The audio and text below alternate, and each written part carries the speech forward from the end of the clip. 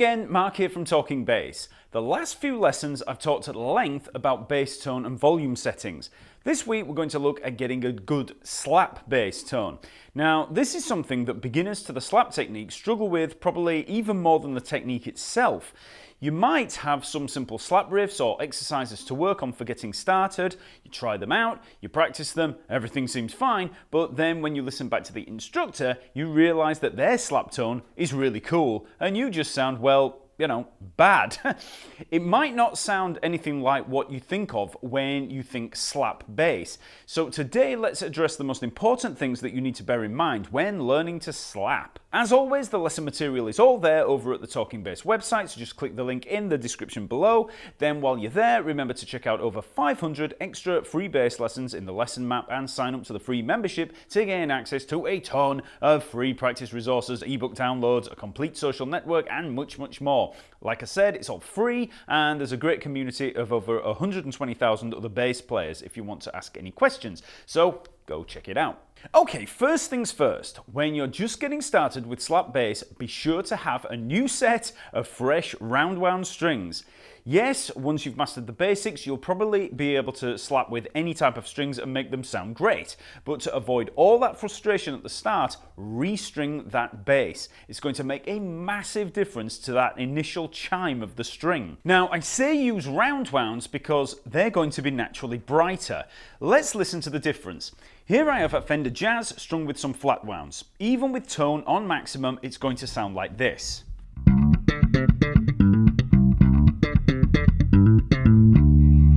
Now here's another Fender Jazz strung with new DR high beam standard gauge strings. These are round wounds and listen to the difference.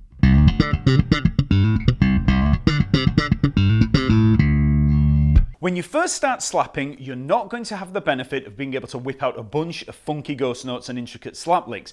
You might be just slapping a single held open string. And when you do that with dead strings, it won't sound too much like slapping. It'll sound just like a fairly hard plucking of a dull note.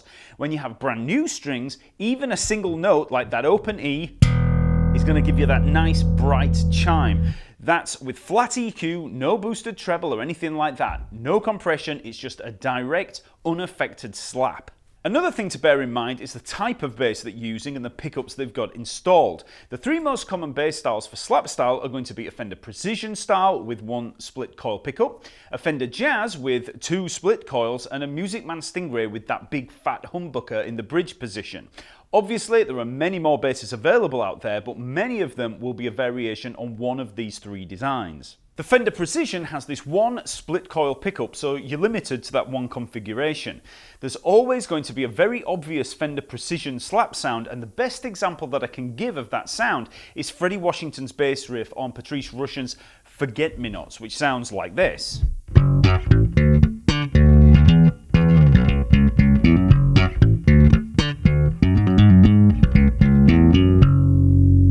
Fender Precision has a very distinctive round, hollow sound. In terms of tone controls, I'd recommend just turning up that passive tone all the way. If you've got active, then turn it midway for now, and I'll get to EQ in a minute. The Fender Jazz has two single coil pickups, and this is the sound of many of the most influential slap bass players out there. If you know that Marcus Miller or Larry Graham sound, that's the Fender Jazz slap sound.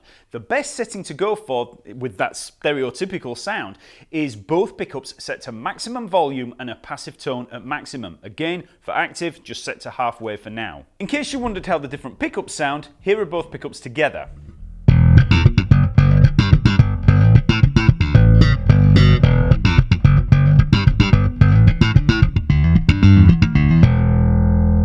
If we solo the neck pickup, you'll get more of a precision vibe, and obviously that's a good setting if you want that Freddie Washington sound, but you've only got a Jazz.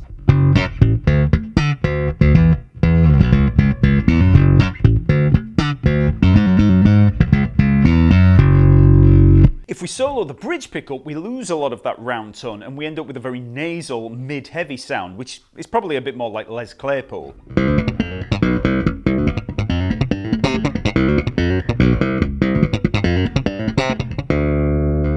Now, you may like the bridge pickup sound, but most of the time for getting started, if you have a jazz bass, just crank both of those volumes to maximum, and if you have passive tone controls, they go to maximum too. Lastly, we have the Music Man Stingray, and this is another iconic slap machine used by pioneers like Flea and Louis Johnson. Just like the Precision, we've only got one pickup to play with, so crank passive tone to maximum and you'll get this kind of sound.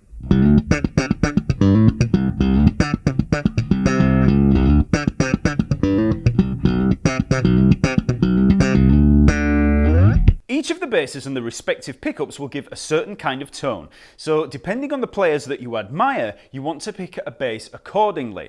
But also remember, just because you have a Precision doesn't mean you need to sell it and buy a Jazz. Yes, it's hard to get a Marcus Miller tone out of a P bass, but you can always change the bass later. It's not going to make any difference to learning the technique itself. Next, let's look at those tone controls. Now, like I mentioned earlier, on a passive bass with a single tone control, make sure it's up full. On an active bass, if the strings are new, try to leave the tone control set flat.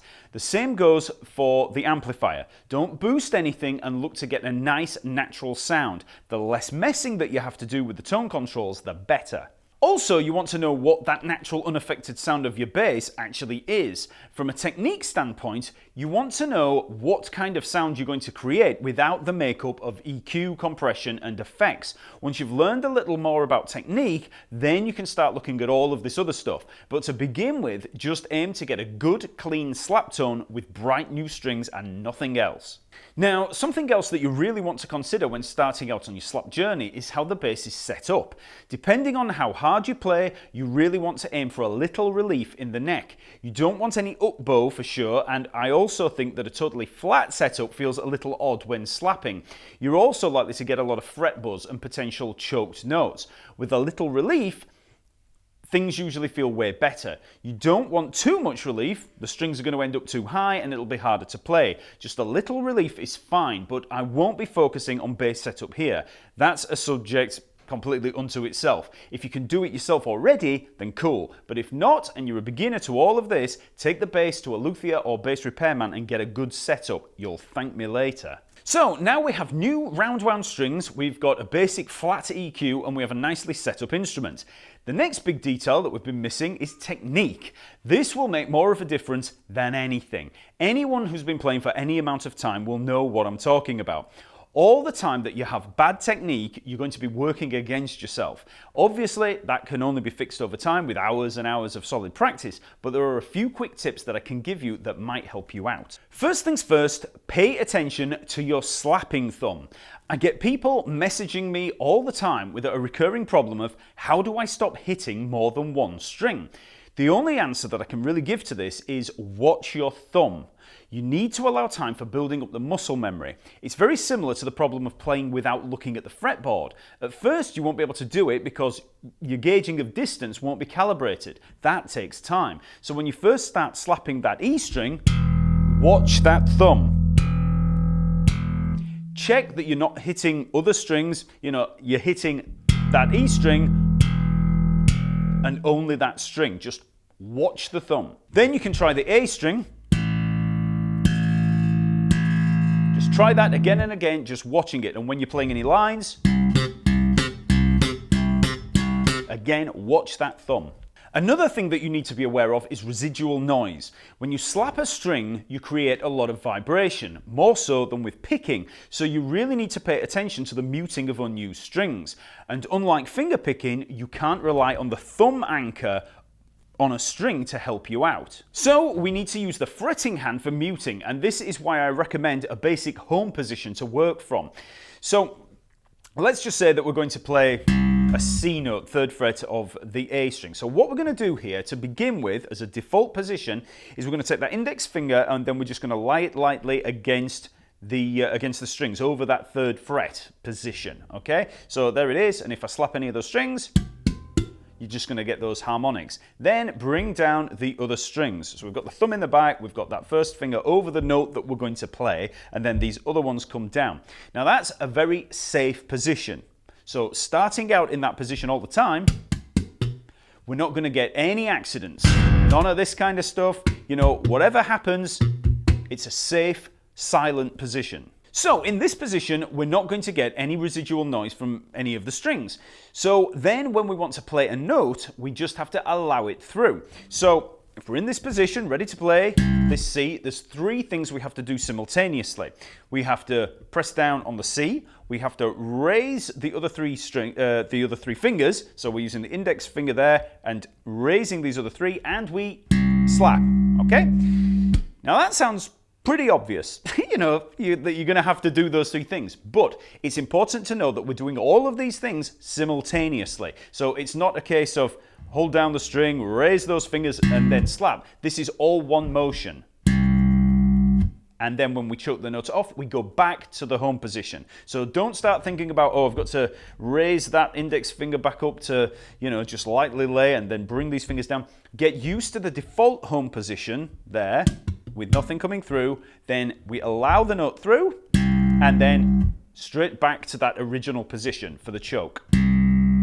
That way, we're not going to be getting any residual noise. You can also use that home position for playing an open string. So if we want to play the open E string, I can place that index finger anywhere I want, really. So let's place it here so that I'm ready for for an octave or something like that. So place the hand there, and then when we play the open string, all we do is raise those three fingers and slap, and then back. And the cool thing about that is that when you then get into all of those palm slaps there, the left hand slap, that is the motion that you're going to be using.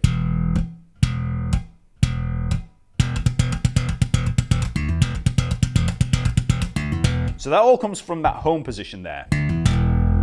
So even though that home position sounds like a very basic, fundamental thing, you can use that even on more complex lines. All the time when I'm playing a line like that, I'm still thinking of this original hand position, and then just going back to it to avoid any of that residual noise, and to just be in a good position. Another way to think of that home position is that we're working from a default position of silence from which we can base all of the notes.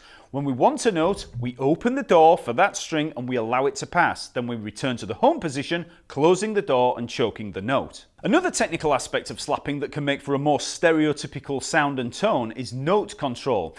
The ability to adjust the duration of a note from full held duration all the way down to short, snappy, staccato pops. Let's take a single note of C at the 3rd fret of the A string.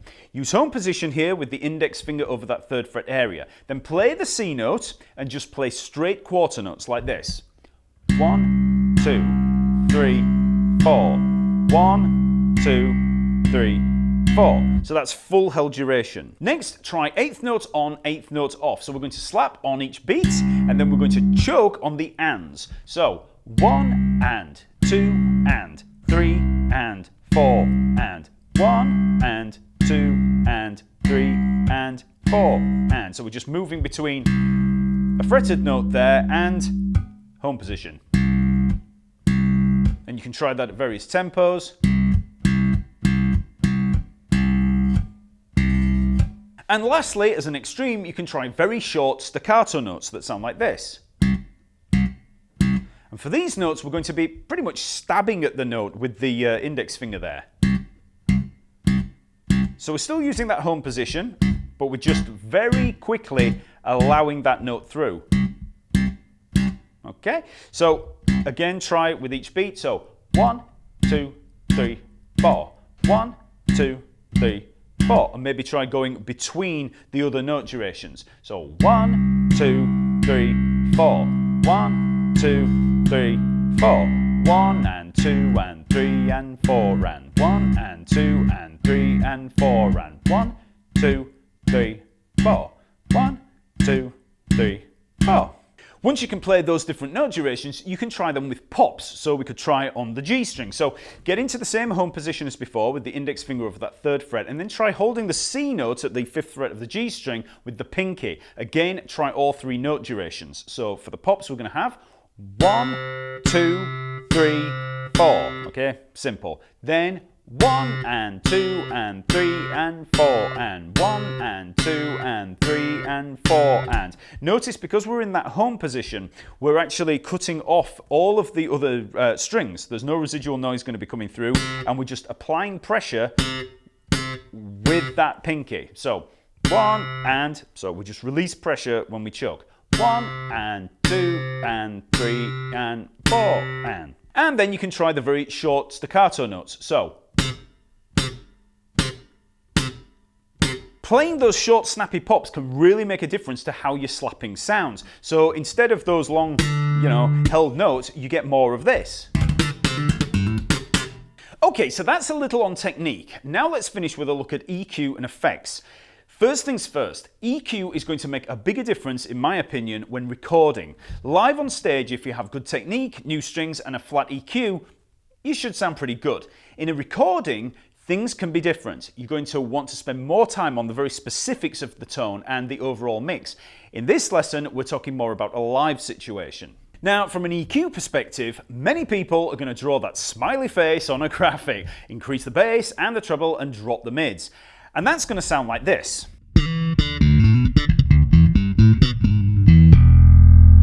Now, I do agree that might work really well in a recording situation when you also have control over the entire mix. However, I've always found this to be a little bit of a problem in a live setting. You can tend to lose definition and it's hard to cut through in the mix. It becomes slightly boomy with lots of bright snap, but with all those mids missing. So you have to turn up a lot on stage to cut through. Now, if you're going to try this kind of EQ, maybe just try dropping the mids a slight amount first. Don't increase the bass and treble yet. See how that sounds and maybe try inching the other areas up after that. Always try comparing the unaffected sound and then see how it works. You can only judge this in a mix. I mean, don't set a tone playing solo and think it's going to work in a band setting. You have to set your tone to the band mix, and that's going to vary depending on instrumentation, the relative volumes of everyone, the relative EQ of everyone, the venue, the stage, and everything else that can cause havoc from a tone perspective. So set the tone to a mix, not solo. And remember, if your bass sounds bad with no EQ, whether it's through dead strings or bad technique, then it's just plain bad. Don't try and polish the proverbial turd. And lastly, you can try compression. Now, I don't really think compression is the answer for most beginner slap problems. It's a very cool tool that you can use for tightening up a slap tone, and I use it a lot. But for a beginner, compression is just going to be plain confusing. However, if you've been playing a while, compression can help with cleaning up that slap tone and leveling up the slap and fingerstyle techniques. Compression is basically a way of taking a signal, reducing the loud parts and increasing the quiet parts to make a more consistent level. So everything gets compressed, hence the name. I'll be releasing a compression lesson in coming weeks because it's hard to quickly explain everything about ratio, threshold, attack release, and everything else just in this lesson. But as a general tip here, I'm using an MXR M87 compressor and setting up a very average compression level. So I've set the attack and release to 12 o'clock, ratio to 8 to 1, and then I've set the input to suit this particular bass at around 2 o'clock and the output at around 11 o'clock. For some compressors, you'll have only a single control, and others you'll have all kinds of different knobs that don't really relate to those here. This is why you need to understand compression a little, in general, the actual subject of compression, and also understand the individual controls that you have on a pedal. But let's have a listen to how this compressor sounds here. If I play a simple slap-only line, we might get something like this. Okay, if I add compression, it's going to sound like this. Now, some of you might not even hear the difference there, and I have to say, compression can be very subtle. Sometimes it's more of a feel element that you only really notice when you're playing, but the compression will basically pull back on the transients and it fattens up the sound. So listen again to the line without.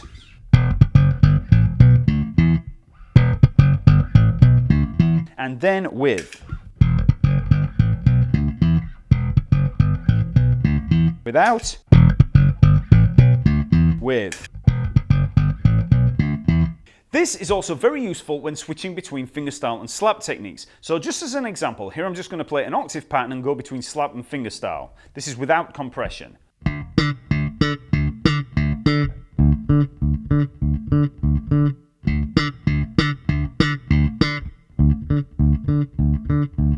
And now with compression.